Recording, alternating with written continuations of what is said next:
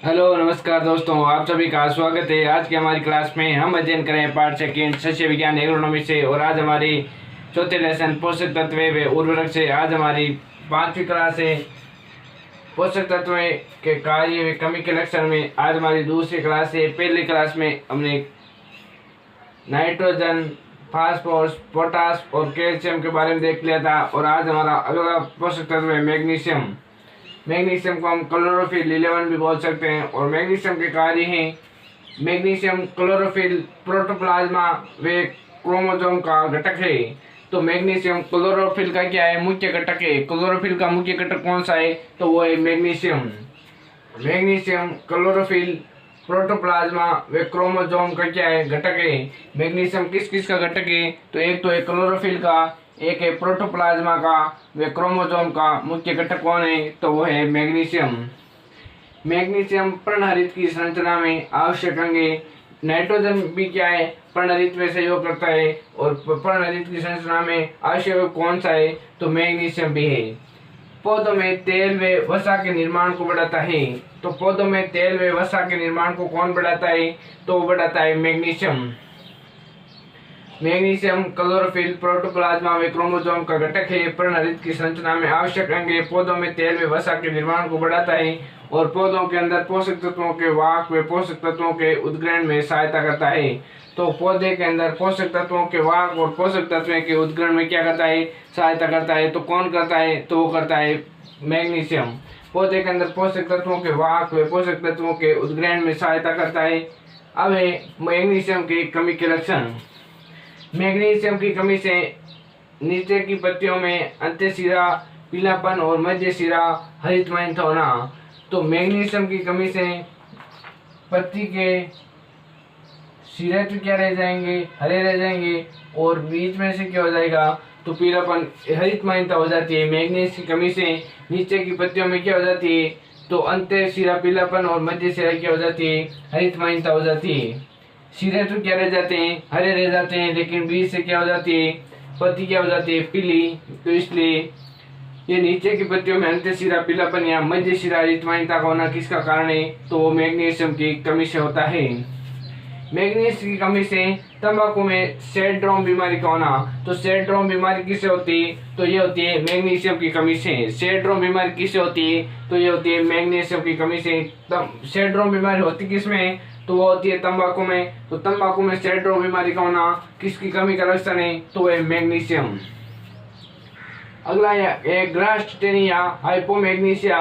पशुओं में मैग्नीशियम की कमी युक्त घास खाने से, तो चारागाहों में चरने से होती है। वो कौन सा रोग होता है, तो ग्रास्टेनी। ग्रास्टेनी रोग किस पोषक तत्व की कमी से होता है, तो होता है मैग्नीशियम। जो पशु चारागाहों में चरने जाते हैं उन घास में क्या होते हैं, मैग्नीशियम की कमी पाई जाती है। और पौधे उन घास को ग्रहण करेंगे तो उसमें क्या होगी, उसमें हाइपोमैग्नीसिया या ग्रास्टेनी रोग होगा। तो पशुओं में मैग्नीशियम की कमी युक्त घास खाने से होने वाली रोग कौन सा है, तो वो है ग्रास्टेनी या हाइपोमैग्नीसिया। अगला हमारा है सल्फर या गंधक। अगला पोषक तत्व कौन सा है, सल्फर या गंधक। इसका कार्य तिलहनी फसलों में तेल की मात्रा बढ़ाता है। वे दलहनी फसलों में प्रोटीन की मात्रा वे गंधक युक्त एमिनो अम्ल मिथियोनिन, सिस्टीन व सिस्टाइन बढ़ाना। तो सल्फर का कार्य क्या क्या है, तो तिलहनी फसलों में तेल की मात्रा को बढ़ाना। तो तिलहनी फसलों में तेल की मात्रा को बढ़ाने का कार्य कौन करता है, तो वो करता है सल्फर। और पौधों में तेल में वसा के निर्माण को कौन करता बढ़ाता है, तो वो बढ़ाता है मैग्नीशियम। और तिलहनी फसलों में तेल की मात्रा बढ़ाता है, वो है सल्फर। एवं दलहनी फसलों में प्रोटीन की मात्रा कौन बढ़ाता है, तिलहनी फसलें में तो तेल की मात्रा को बढ़ाता है। और दलहनी फसलों में प्रोटीन की मात्रा बढ़ाने का कार्य कौन करता है, तो वो करता है सल्फर या गंधक। और सल्फर या गंधक युक्त एमिनो अम्ल मिथियोनिन, सिस्टीन व सिस्टाइन को भी बढ़ाता है। तो सल्फर क्या करता है, एमिनो अम्ल मिथियोनिन, सिस्टीन व सिस्टाइन को बढ़ाने का कार्य भी कौन करता है, तो वो करता है सल्फर। ये पत्तियों में पर्णहरित में सहायता करता है। तो एक तो मैग्नीशियम और एक नाइट्रोजन और एक सल्फर, ये क्या करते हैं, और एक फास्फोरस, सभी पत्तियों में क्या है, पर्णहरित में सहायता करते हैं। पौधों में सुगंध व तेल बनाने के लिए जरूरी कौन सा है तत्व है, तो वह है सल्फर है। पौधों में सुगंध व तेल बनाने के लिए कौन जरूरी है, तो वह है सल्फर। तिलहनी फसलों में तेल की मात्रा बढ़ाना, व दलहनी फसलों में प्रोटीन की मात्रा, व गंधक युक्त एमिनो, मिथ्योनिन, सिस्टीन व सिस्टाइन को बढ़ाने का कार्य कौन करता है, तो वो करता है सल्फर या गंधक। पत्तियों में पर्णहरित में सहायता करता है और पौधों में सुगंध बढ़ाने का कार्य भी कौन करता है, तो वो करता है सल्फर या गंधक। सुगंध व तेल बनाने के लिए जरूरी कौन सा तत्व है, तो वह सल्फर। और इसके कमी के लक्षण है, पौधे की ऊपरी नई पत्तियों की सिराएं व सिराओं के बीच के भाग हल्के हरे रंग के क्लोरोसिस हो जाते हैं। तो पौधे की ऊपरी नई पत्तियों की सिराओं में क्या हो जाता है, सिराएं बीच में भाग क्या हो जाता है, हल्का हरे रंग का हो जाता है। उसमें क्लोरोसिस रोग किस कारण होता है, तो गंधक की कमी से क्लोरोसिस रोग होता है। पौधे की ऊपरी नई पत्तियों की सिराएं व सिराओं के बीच का भाग हल्के हरे रंग के हो जाते हैं। तो उसका कारण क्या है, उसका कारण है सल्फर की कमी। और सल्फर की कमी से चाय में टी येलो बीमारी हो जाती है। तो चाय में टी येलो बीमारी किसकी कमी से होती है, तो सल्फर या गंधक की कमी से चाय में टी येलो कमी हो जाती है। और पौधे की ऊपरी नई पत्तियों में सिराओं और सिराओं के मध्य क्या हो जाते हैं, हल्के हरे रंग के हो जाते हैं। सिराएं व सिराओं के बीच का भाग क्या हो जाता है, हल्का हरे रंग, जिसे क्लोरोसिस कहते हैं। तो क्लोरोसिस रोग का कारण कौन सा है, तो वह है सल्फर या गंधक। तो और सल्फर या गंधक की अधिकता से धान में अकोच बीमारी हो जाती है। तो अकोच बीमारी किस पोषक तत्व की अधिकता से होती है, कि पोषक तत्व सल्फर या गंधक की अधिकता से धान में अकोच बीमारी हो जाती है। तो अकोच बीमारी किस में होती है, धान में होती है। किसकी अधिकता से होती है, तो सल्फर या गंधक की अधिकता से होती है।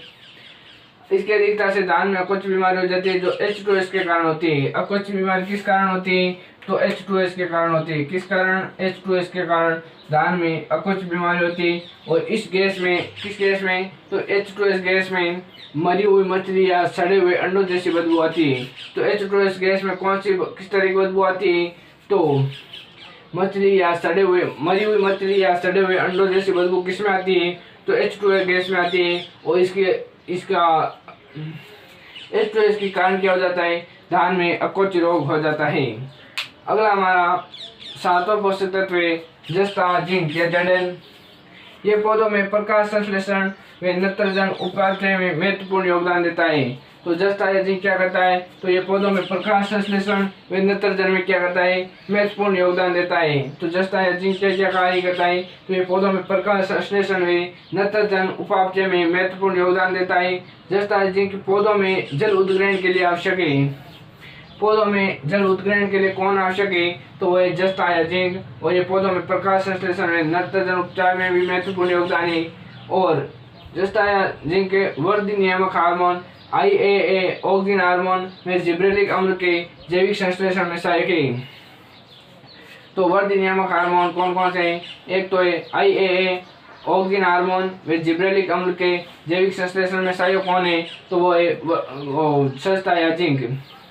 तो ऑक्सिन हार्मोन में जिब्रेलिक अम्ल के जैविक संश्लेषण में सहायक कौन है, तो वो है जस्ता या जिंक। और जस्ता या जिंक की कमी के लक्षण, इसके कमी के लक्षण नई व पुरानी पत्तियों पर एक साथ दिखाई देते हैं। कमी के लक्षण क्या, जस्ता या जिंक की कमी के लक्षण क्या देते हैं, नई व पुरानी पत्तियों पर एक साथ दिखाई देते हैं। जिस पौधे में जस्ते की कमी होगी उसमें इसके लक्षण क्या कहेंगे, एक साथ दिखाई देते हैं। पत्तियों का छोटा या लिट्टी लीफ होना, उदाहरण नींबू, आम, कपास। तो नींबू, आम, कपास की पत्तियों का छोटा होना या लिट्टी लीफ होना, इसका कारण क्या है, तो जस्ता या जिंक है। नींबू में लक्षण स्पष्ट दिखाई देते हैं, जैसे तना बोना होना। तो तना बोना या रोजेट रोग किससे होता है, तो जस्ते की कमी से होता है। तो सबसे इसके लक्षण नींबू में स्पष्ट रूप से दिखाई देते हैं। जस्ते की कमी से धान में खेरा रोग हो जाता है। जस्ते की कमी से धान में क्या हो जाता है, खेरा रोग हो जाता है, जिसमें धान की रोपाई के 12 से 15 दिन बाद नई पत्तियों के नीचे का भाग हल्का हरा व पीला होना व बाद में बादामी रंग का हो जाता है। तो जस्ते की कमी से धान में खेरा रोग हो जाता है, जिसमें धान की रोपाई के 12 से 15 दिन बाद नई पत्तियों के नीचे का भाग हल्का हरा व पीला होना व बाद में बादामी रंग का हो जाता है।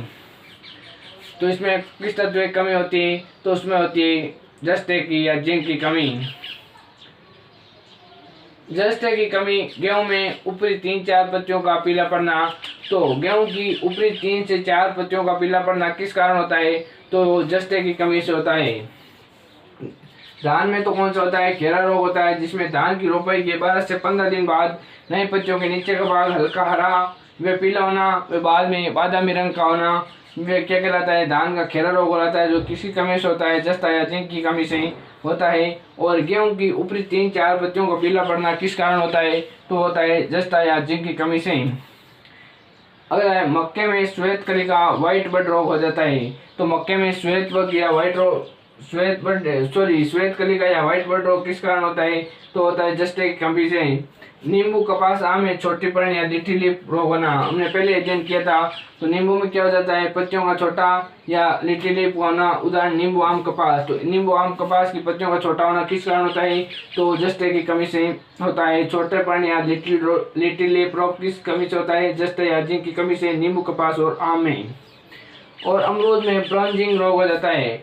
अमरूद में ब्राउजिंग रोग किस कारण होता है? तो होता है जस्ता या जिंक के कारण।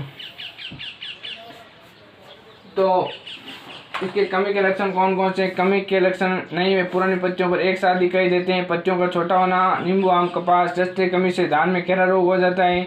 और जस्ते कमी से गेहूं में ऊपरी 3-4 पत्तियों को पीला पड़ना, मक्के में श्वेत कली का या व्हाइट बड रोग होना, नींबू, कपास, आम में छोटी पड़न या लिटिल लीफ रोग होना, और अमरूद में ब्राउजिंग रोग होना। यह था पोषक तत्व जस्ता। अब अध्ययन करेंगे अगले पोषक तत्व। अगला है मैग्नीज। अगला पोषक तत्व कौन सा है? तो मैग्नीज। और मैग्नीज का कार्य ऑक्सीजन के निर्माण या हिल अभिक्रिया से किरणकों का मुख्य अंग होता है। तो मैग्नीज क्या होता है? ऑक्सीजन के निर्माण से किरणकों का मुख्य अंग होता है। तो ऑक्सीजन के निर्माण या हिल अभिक्रिया से किरणकों का मुख्य अंग कौन होता है? तो वो होता है मैग्नीज। मैग्नीज नत्रजन के आत्मसात्करण असिमेशन में सहायक होता है। तो नत्रजन के आत्मसात्करण में सहायक कौन होता है? तो वो होता है मैग्नीज। और प्रकाश संश्लेषण के ऑक्सीजन निकास प्रणाली के में भूमिका निभाता है। तो प्रकाश संश्लेषण के ऑक्सीजन निकास प्रणाली में भूमिका कौन निभाता है? तो निभाता है मैग्नीज। एंजाइम के रूप में क्षयकारक का कार्य करता है। एंजाइम के रूप में क्षयकारक का कार्य करता है। तो मैग्नीज के कार्य कौन कौन से? ऑक्सीजन के निर्माण, हिल अभिक्रिया से किरणकों का मुख्य अंग होता है, नत्रजन के आत्मसात्करण या असिमेशन में सहायक होता है, प्रकाश संश्लेषण के ऑक्सीजन निकास प्रणाली में भूमिका निभाता है, और एंजाइम के रूप में क्षयकारक का कार्य करता है। और मैग्नीज के कमी के लक्षण है नहीं और ऊपरी पत्तियों की शिराओं में मध्य पीलापन विकसित हो जाता है। तो मध्य शिरा हरितमाइंतर किससे हो जाता है? तो मैग्नीज की कमी से। और छोटी शिराएं हरी बनी रहती है अत्यंत कमी से। शिराओं के मध्य मृत ऊतकों के धब्बे नेक्रोटिस स्पॉट बन जाते हैं। किसकी कमी से? तो अत्यंत मैग्नीज की कमी के होने से। कमी का लक्षण क्या है? तो नहीं वे ऊपरी पत्तियों की शिराओं के मध्य पीलापन विकसित हो जाता है, पर छोटी शिराएं हरी बनी रहती है अत्यंत कमी से। शिराओं के मध्य मृत ऊतकों के धब्बे या नेक्रोटिस स्पॉट बन जाते हैं। और दूसरा है मैग्नीज की कमी से जो में ग्रे स्पाइक या ग्रे स्पाइक रोग हो जाता है, और गन्ने में पहला झुलसा या पहला ब्लीच रोग हो जाता है, मटर में मास रोग हो जाता है, और इसकी अधिकता से कपास में क्रिंकल लीफ बीमारी हो जाती है। मैग्नीज की कमी से क्या हो जाता है? जो में ग्रे स्पाइक रोग, गन्ने में पहला झुलसा या पहला ब्लीच रोग, में मटर में मास रोग, और इसकी अधिकता से कपास में क्रिंकल लीफ बीमारी हो जाती है। किसकी कमी से? तो मैग्नीज की कमी से। और मैग्नीज के लक्षण सर्वप्रथम सोयाबीन में जौ पर दिखाई देते हैं। अब है लोहा। इसका लोहा का कार्य पर्णहरित की निर्माण प्रक्रिया के लिए अत्यंत आवश्यक है। तो पर्णहरित के निर्माण की प्रक्रिया के लिए अत्यंत आवश्यक तत्व कौन सा है? तो वह है लोहा। दलहनों में नत्रजन स्थिरीकरण तंत्र का अभिन्न अंग होता है। दलहनों में नत्रजन स्थिरीकरण तंत्र का अभिन्न अंग कौन सा होता है? तो होता है लोहा। पर्णहरित के निर्माण प्रक्रिया के लिए अत्यंत आवश्यक तत्व कौन सा है? तो वह है लोहा। और दलहनों में नत्रजन स्थिरीकरण तंत्र का अभिन्न अंग भी कौन होता है? तो वो भी होता है लोहा। और न्यूक्लिक अम्ल, प्रोटीन संश्लेषण तथा शर्करा के उपापचय अवकरण में उत्प्रेरक का कार्य करता है। न्यूक्लिक अम्ल प्रोटीन संश्लेषण तथा शर्करा के उपापचय व अवकरण में उत्प्रेरक का कार्य कौन करता है? तो वो करता है लोहा। और नाइट्रोजन के स्थिरीकरण के लिए भी आवश्यक है। तो नाइट्रोजन स्थिरीकरण में कौन आवश्यक है? तो होता है वो है लोहा। नाइट्रोजन स्थिरीकरण के लिए आवश्यक कौन है? तो है लोहा। श्वसन में ऑक्सीजन का वाहक व क्लोरोफिल की मदद करता है। तो श्वसन में ऑक्सीजन का वाहक व क्लोरोफिल में मदद कौन करता है? वो लोहा। तो लोहा कार्य वापिस देखते हैं। मैग्नीज ऑक्सीजन के निर्माण या हिल अभिक्रिया के किरणकों का मुख्य अंग होता है। नत्रजन के आत्मसातकरण एस्टिमेशन में सहायक होता है। प्रकाश संश्लेषण के ऑक्सीजन निकास प्रणाली की भूमिका निभाता है। एंजाइम के रूप में क्षयकारक का कार्य करता है।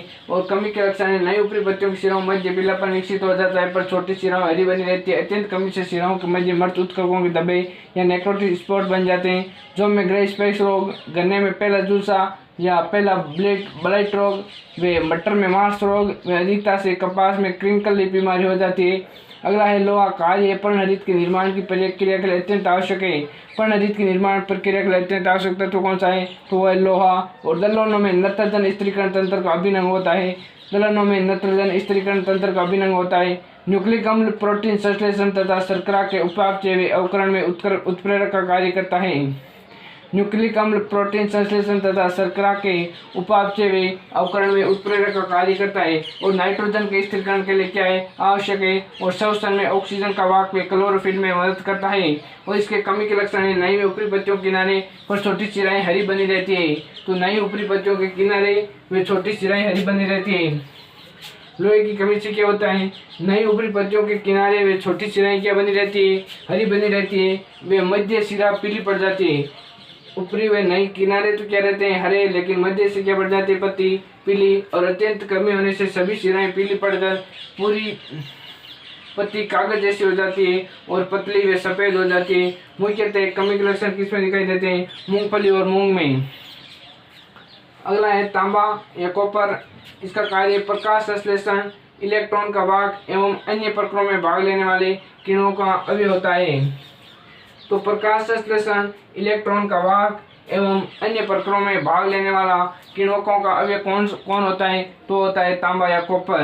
प्रकाश संश्लेषण, इलेक्ट्रॉन का वाहक एवं अन्य प्रक्रियाओं में भाग लेने वाला किरणकों का अवयव कौन सा होता है?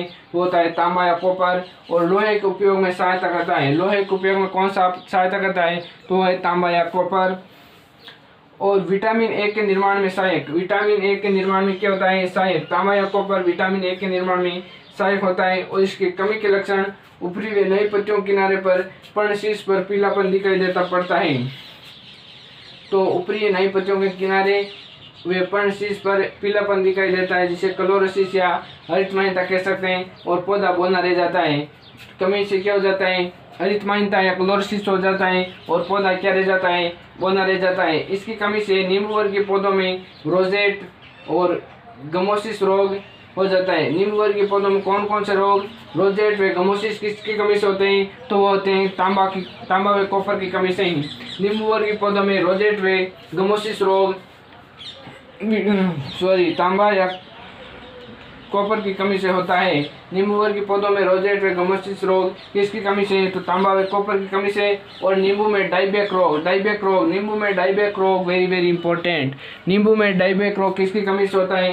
तो होता है तांबा या कॉपर की कमी से। तांबा या